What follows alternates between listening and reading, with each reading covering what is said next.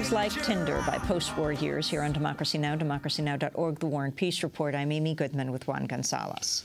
Well, this week marks the 50th anniversary of President Dwight D. Eisenhower's famous farewell speech to the nation. It was January 17, 1961. My fellow Americans, this evening I come to you with a message of leave-taking and farewell, and to share a few final thoughts with you, my countrymen. We have been compelled to create a permanent armaments industry of vast proportions.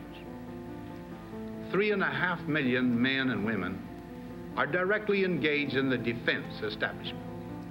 The total influence, economic, political, even spiritual, is felt in every city, every state house, every office of the federal government.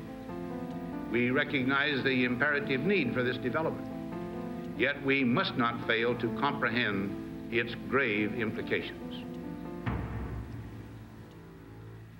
In the councils of government, we must guard against the acquisition of unwarranted influence, whether sought or unsought, by the military-industrial complex.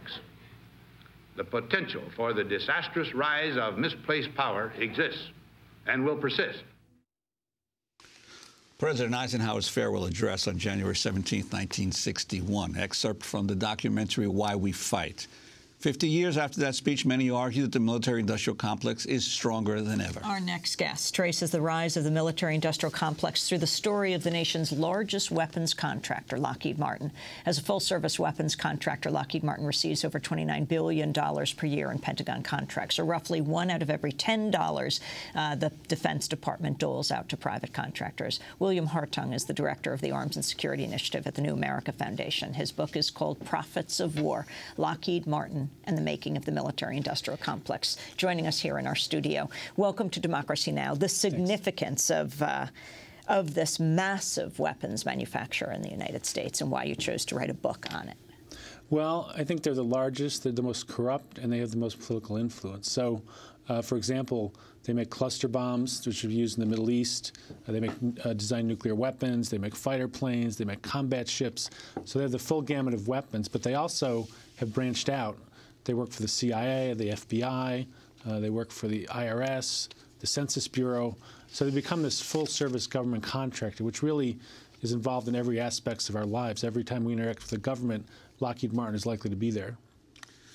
I was struck, some of the ones you talked about, the Census Bureau. What does Lockheed Martin do for the Census Bureau? Well, they help count the census. They have these people in little Lockheed Martin, polo shirts who are, they have truckloads of data that they're processing. They also help design it. So they're really in the middle of it. They're running it in some sense. How did Lockheed get so big? Well, the mergers of the 90s were one of the big things. I mean, World War II was the first. Then when Norm Augustine engineered the Lockheed Martin, we had a merger. That's when they really became by far the biggest company, and they didn't have a real competitor at that point. Lockheed and Martin Marietta. Became one company, yes. They also branched out, as you note, into services to local governments. For instance, here in New York City, Lockheed Martin had the contract with the Metropolitan Transportation Authority to basically develop a surveillance system in the subways. Yes. So they increasingly got into this intelligence gathering or information systems for local governments. Could you talk about how that developed?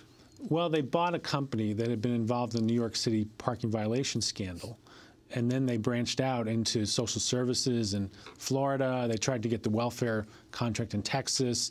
As you said, they worked on the New York City subway surveillance system, which was a disaster. They were fired after a $212 million contract. So they went into that for about 5 years, and they had contracts in 44 states, but they just couldn't get the job done. Finally, they were fired from so many places, they decided to get out of the business. Talk about the significance of President Eisenhower's speech, what he meant by the military-industrial complex 50 years ago. Well, he was concerned not just about the size, not just about the budget, but that it was going to undermine our democracy. And I think that's what Lockheed Martin is about in many ways. I mean, they were involved with the Pentagon and doing surveillance on anti-war protesters. They build biometric identification systems for the FBI. The fact that they're in the IRS makes me kind of nervous. It's sort of creepy in a way. They've got so many kinds of data about us. I'm not sure a military contractor should really be in that position. There were the firm that was involved in total information awareness. The counterintelligence field activity, which was closely related to that. Mm-hmm. You say that Lockheed Martin makes foreign policy, has its own foreign policy. In many ways. I mean, not only were they involved in lobbying for the war in Iraq, but they have people in Liberia helping rebuild the justice system. They're building refugee camps. They help run elections in the Ukraine. They help write the Afghan constitution. So all kinds of things that you would think of as sort of the soft side of foreign policy, they're making money from. And its role in elections? Well, they recruit the monitors who monitor the elections in places like Bosnia. Here, the money that they pour into elections they spend about $12 million per election cycle, either on lobbying or on candidates. And they have people like Buck McKeon, who runs the Armed Services Committee now. They're the biggest donor to him. They're the biggest donor to Daniel Inouye, who runs the Appropriations Committee in the Senate. So they get money from the Pentagon, from the U.S. taxpayer, and then they decide who they want to elect. Essentially, they recycle our money into the political system, yes. Well, we're going to have to leave it there. It's a remarkable book. Bill Hartung, Director of Arms and Security Initiative at the New America Foundation. His latest book is Profits of War, Lockheed Martin and the Making of the Military-Industrial Complex. We will link to an exclusive continued interview with him after on our website at democracynow.org.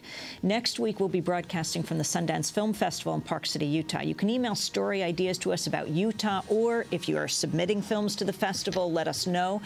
Any ideas that you'd like us to cover next week at stories@democracynow.org.